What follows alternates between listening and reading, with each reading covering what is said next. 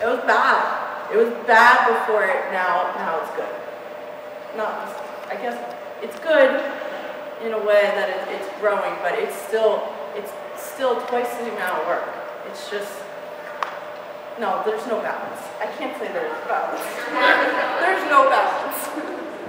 It's work, work, work. Any other questions? I'm sorry. I couldn't hear you. Favorite and least favorite? What is your favorite and least favorite body part?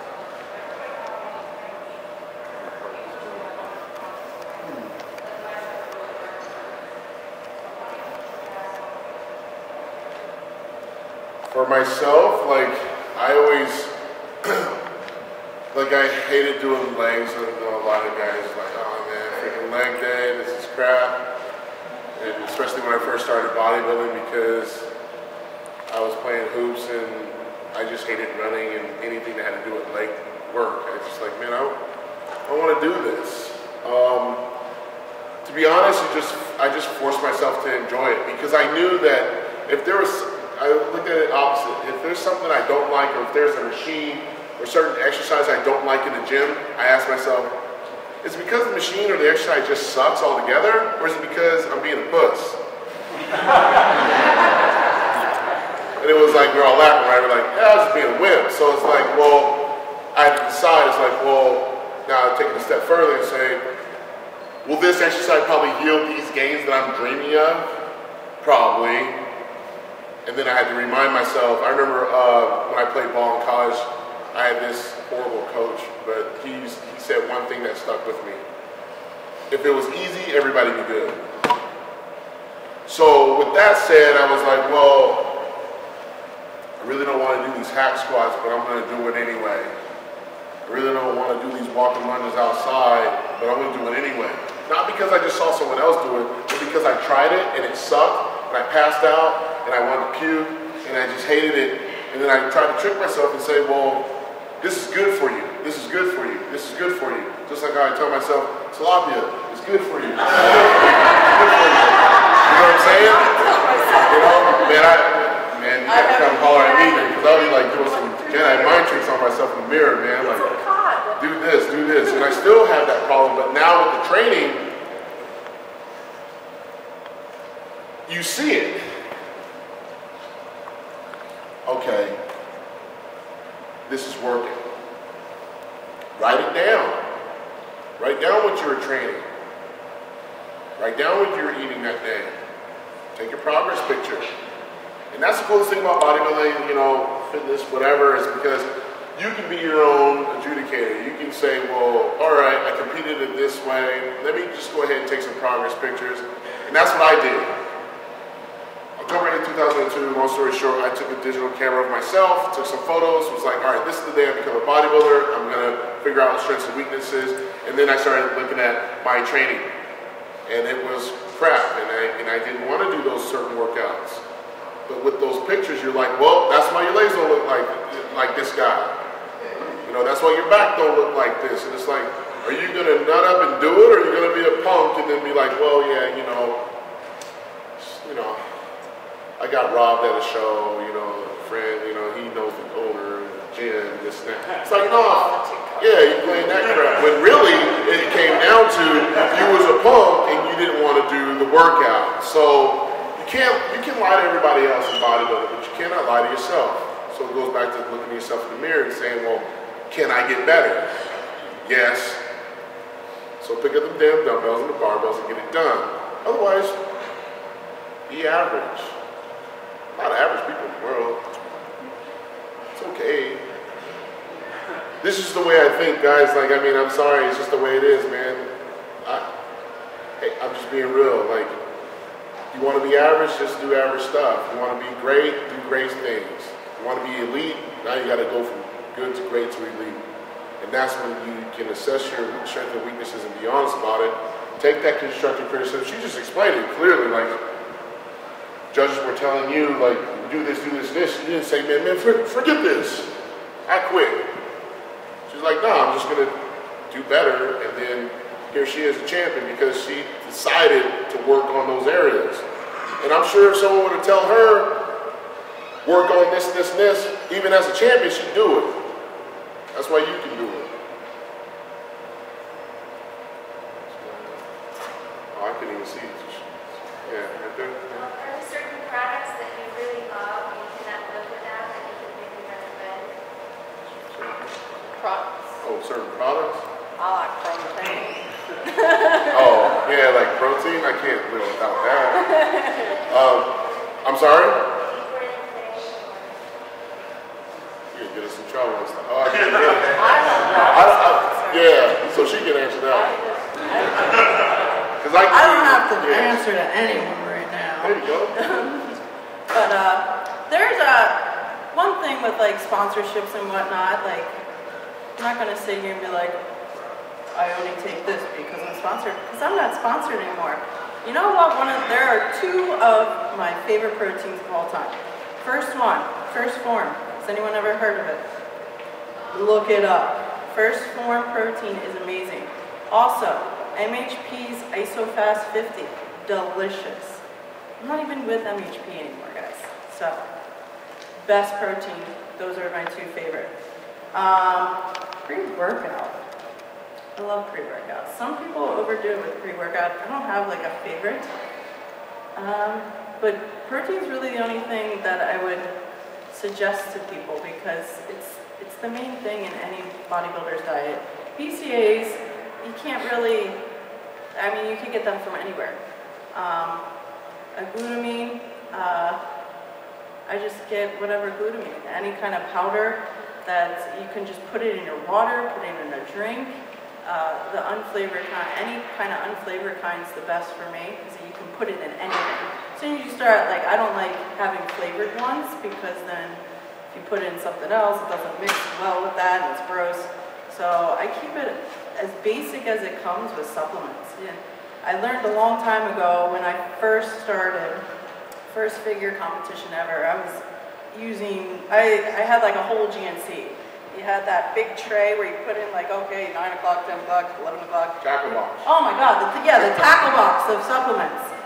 So I had a show like in 2 weeks and I was taking anything under the sun, BCAAs, CLA, fish body, fish oil, omegas, everything. I was a walking GNC because that's what my trainer told me to do. So all of a sudden I woke up one morning and my legs were completely swollen. And I was like, oh, I called him up. I was like, what the heck?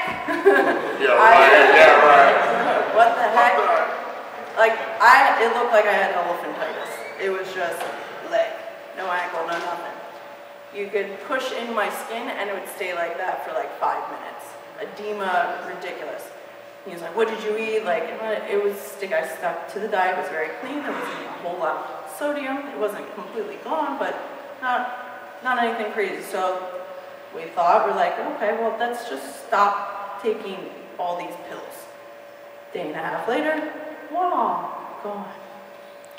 So sometimes you have to, most of the stuff that you want to have is already in the foods that you eat. If I want omegas, I'm going to eat a piece of salmon. I don't want to take a pill. I'd much rather get it from foods. It's better for you anyway. The only time you have to add supplements in is when you start taking things out. So like when I take milk out, like any kind of vitamin D, I supplement with that with a vitamin D pill or a multi. So when you start taking like fruits out, a lot of times fruits aren't like usually heavy in a bodybuilder's diet. Right now, I eat fruit, so I don't need to supplement as much. It's only when you start restricting yourself that you can start adding those little supplements in. But I mean, standard for everyone is usually some sort of protein. So it's always a good thing to have. I think the biggest thing, to be honest, is just to remind yourself that these are our supplements, not the end all. You know, that the you food supplement itself, them for food something itself, else. Yeah, the food itself should be really important because what ends up happening, especially for a novice, even intermediate guys, that you end up going to these stores and someone else is on their own agenda and they're trying to sell you whatever they want. And the greatest thing is now is that you can use online resources as a real honest resource. Understanding that at some time you're gonna have good, better, and best as far as like different types of protein, different types of creatine, all those other things. Problem is that it does take time to try to research. I mean, I myself, when I first started competing, I double majored in IT and business, so like with me having this computer science mind, I was like, well, I have to know what each thing means. I just had to know. I had to understand because I was not going to waste money on a product that to me just didn't work. So just like a food diary, it'd probably be smart in the saying, well, I tried this protein and it didn't work for me. Like for me, I'm lactose intolerant, so there's certain protein that I just can't have. I also understood that there are different types of branched chain amino acids, where they derive from. That's for you to find out. You know what I mean? But there's a lot of different things that you can understand. Just no different than regular food. Like, you know, you're going to go get the manager special at a local food store, you're going to go to Whole Foods. You know, as far as like beef and poultry and this and that. Understand what the heck it means with, you know, grass-fed beef or organic chicken. Like, understand what that means. The coolest thing, people, is the fact that whatever questions you have, there's enough forums and there's enough research out there to help you make those decisions, because you do get that one body, and it is smart to ask questions. If you go into one of those nutrition stores and just ask them, so what do you take? It's like, well, now you just give them every opportunity. Like, for instance, I know a lady, she was talking about, I take protein and it gets me big. And I used to run. Well, I can't throw the name out there. But when she said it, I was like, well, man, like, you'll be able to figure this one out. The protein she was taking was loaded with fat and some sugar. I'm like, well, that's what's getting you fat, not the protein itself. So it's just being educated, you know, just asking the right questions, and really just being patient, you know, and understanding your body. A lot of days with supplements is that, especially with pre-workouts and fat burners, stuff like that, they're now dose dependent. So you don't have to take like one dose, like you can gradually take it. And just like with food training, you can write down how you feel taking this. Whereas for me, I may be able to take the maximum dose and it don't do anything for me.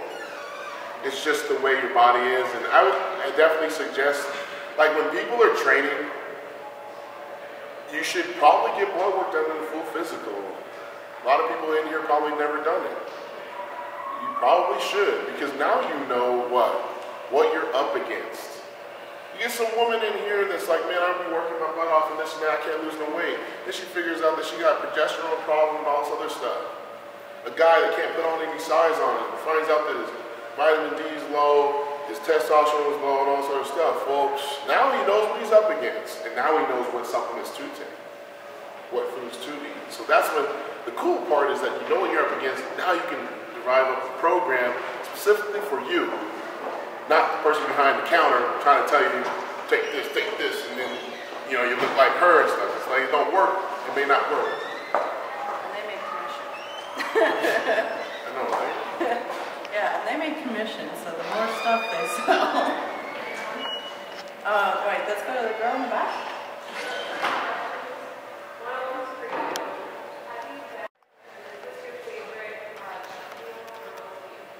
Oh, there's so many. I really love burritos. Really love burritos. Usually after there's any burrito, like we're talking about like the $5. Oh no, not like a Taco Bell burrito, like a burrito. You know what I mean, like a big old. Burritos? Not even like a oh maybe I don't know. I'm asking because I want to know too, right? Well, that would work. It would work. I like Mexican. Also like real Mexican restaurant burrito, like smothered with all kinds of nastiness. Like a burrito. Oh. Not that big. Could you imagine her ordering this at the Mexican restaurant? Yeah, I want a, you know, burrito. The guy's like, normally it's the guy's like hella small. Okay. Like I get like 3-pound burrito, everything, like cheese, yeah. I'm looking at you. And I finish. Usually there's always like the last like 3 shows. There's always a Cheesecake Factory like nearby, so they have like the grande burrito. Man, I wish I owned a Cheesecake Factory. Big.